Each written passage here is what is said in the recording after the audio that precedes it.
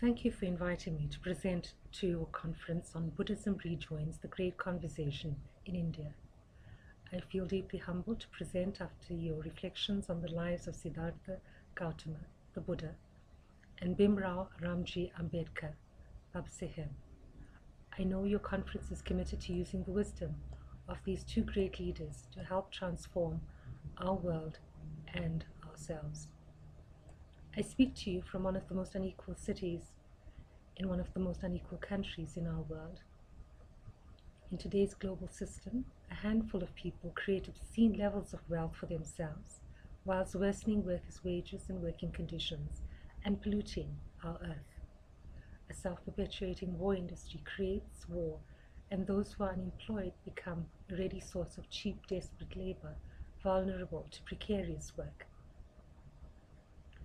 There is a continuum of militarized, misogynistic violence in wars fought across borders, within villages, cities, homes, and families. Fundamentalist leaders of all religions and traditional systems encourage their followers to fight battles on the bodies of human beings, especially girls and women.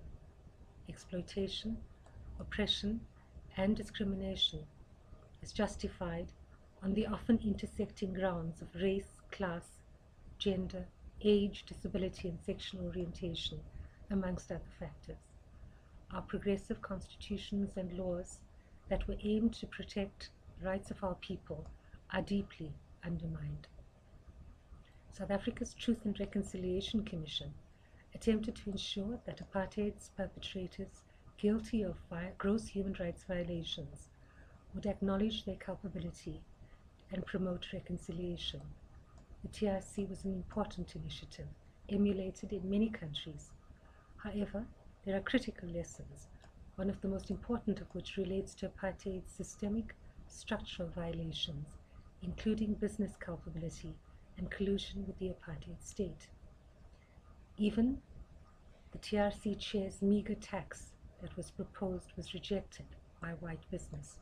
The result is that whites who were wealthy during apartheid are, in South Africa's democracy, even wealthier, alongside a handful of black business, while 64% of South Africa's children live below the poverty line, making South Africa one of the most unequal in the world. As part of a global economy, South Africa is expected to prioritize the rights of corporations above the rights of people, undermining constitutional rights, including substantive gender equality. In the South African Human Rights Commission, where I work as Commissioner and Deputy Chair, I lead its work on rights such as water and sanitation. Whilst water is recognized as a right in our Constitution, in practice the priority is the use of water by big business. The commodification of basic human rights is demonstrated by the fact that 95% of South Africa's rural water is used and owned by 1.2% of people who own agribusiness, mining companies, and other big corporations.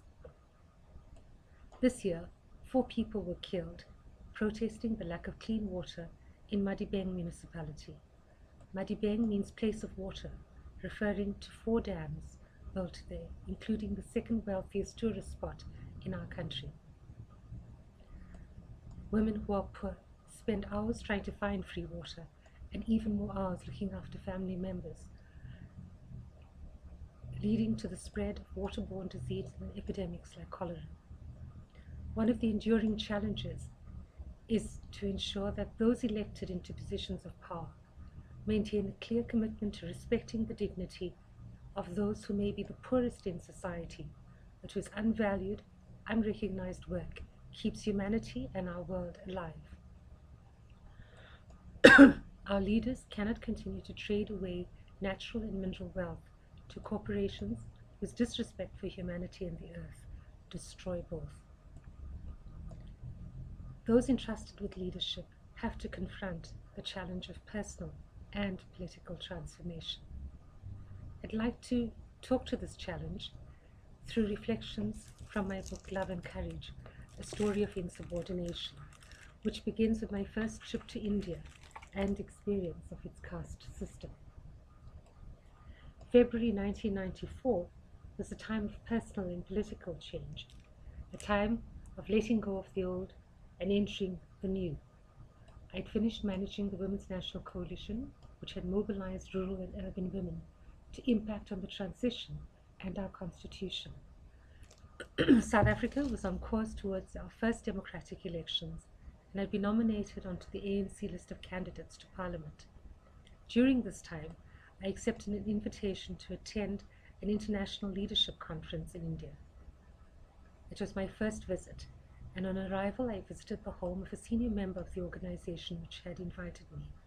Whilst they earnestly discussed lessons from their morning's meditation, I noticed a little girl working hard in the kitchen.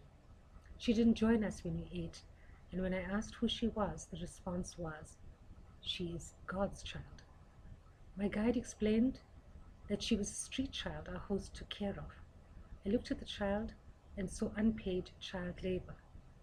"What exactly does being God's child mean?" I retorted. Later, my South African guide took me through the crowded streets. Amid the homes of rags and cardboard, the sight of a little girl brushing her teeth on the pavement stopped me in my tracks. It was my first experience of the home my ancestors had left as indentured laborers to become virtual slaves to South Africa's sugar barons. My guide comforted me. "Pregs, they understand that suffering is their karma in this reincarnation." All I saw was a child surrounded by poverty, and her answer infuriated me. Every morning, these good sisters meditate on human values and make genuine efforts to transform themselves. But they live in, and to a large degree accept, the system of caste, which, like apartheid, is designed to take away the dignity of the human spirit and to crush its joy and power. In India, I saw caste expressed in minor, mundane acts of prejudice, alongside profound inequities of access to good education, employment, and property. I learned that untouchable Hindus are raped and killed because their shadows cross those of upper caste Brahmins, who claim to respect life so much that they refuse to eat meat. Nelson Mandela had been invited to the dialogue, but had declined. As I came into contact with India's caste prejudice, I felt glad that Madiba was not there to experience any of it. I felt proud of our non-racist, non-sexist movement and an inspired leader who had emerged from 27 years in prison with love not just as philosophy, but as tangible quality that radiated from his being. In a letter from Robben Island to his wife Winnie, when she was imprisoned yet again, he shared the practice developed in prison to keep heart and soul intact. Advising daily meditation as a way of learning to know oneself, he stressed the importance in personal growth of nurturing qualities like generosity and readiness to serve humanity, qualities within the reach of every soul. In my presentation, my starting point was the huge challenge we would face as a country after our first democratic elections. How would we combine love and power, both essential to change our world and address the suffering of people? How would we develop leaders of vision and inspiration, of humility and dignity? How would we ensure creative, responsive, and effective systems, not dull and deaded bureaucracies? I shared my belief that there was hope in the power of good and in the human spirit, and adapted Amilcar Cabral's wonderful saying, "Tell no lies, claim no easy victories," adding, "in the battle of the soul or of our world." After 1994, in the first years of serving in Mandela's parliament, I felt a clear sense of purpose. We'd been elected to represent the poorest citizens of our country, the majority black women. In the first budget votes in 1994, as a member of the Finance Committee, I proposed that we develop a women's budget as a way of examining the entire budget through its differential impact on women and men, girls and boys, resulting from the unequal gendered roles, relationships, and power.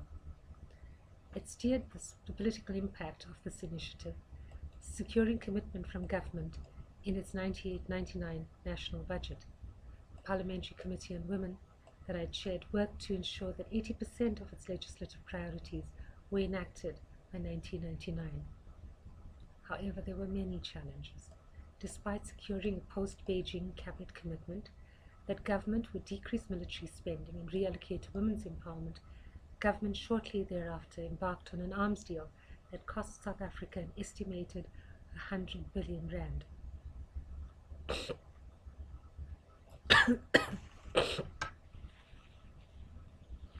When the deal came into effect in the defense budget vote, I decided to use my vote to register opposition to the arms deal, discovering later that I was the only MP to do so. Government committed to a neoliberal macroeconomic policy called GEAR, and I was chosen as the ANC Women's Speaker to address the launch of this policy. I refused because I believed it would impact negatively on poor people, including workers and especially women. The HIV/AIDS policy confusion during the Mbeki presidency cost many people their lives as government questioned its own treatment policy. I decided to hold open public hearings as the chair of the Committee on Women on the gendered impact of HIV and AIDS before resigning as MP. I planned to sit, reflect and write after the resignation, and I wrote and had to keep relearning the lesson that nothing is too painful not to be sat with, walked with, danced through, looked at, and held without fear, suppression, or harsh judgment. Reflecting and writing peeled back memory, layer upon layer, some very painful to spend time contemplating. One of the many meetings I'd addressed after my resignation was an international meeting in Kerala in India. I chaired a session in which women researchers spoke of the violence against women in India, including against Dalit women and against Muslim women in Gujarat.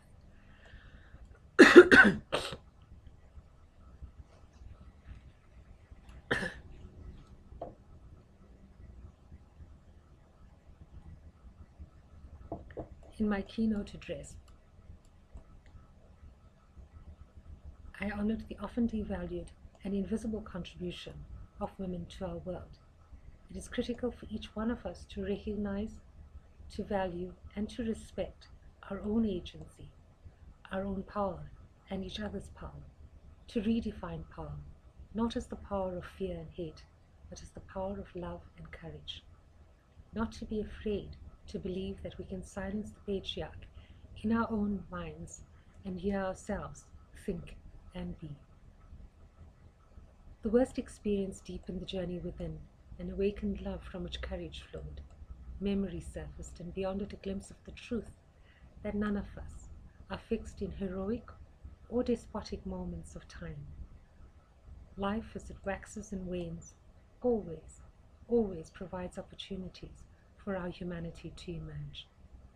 I know that together, across religion, race, sex, caste, class, country, and so many other divides, we will reclaim our humanity and we will transform our world. I thank you.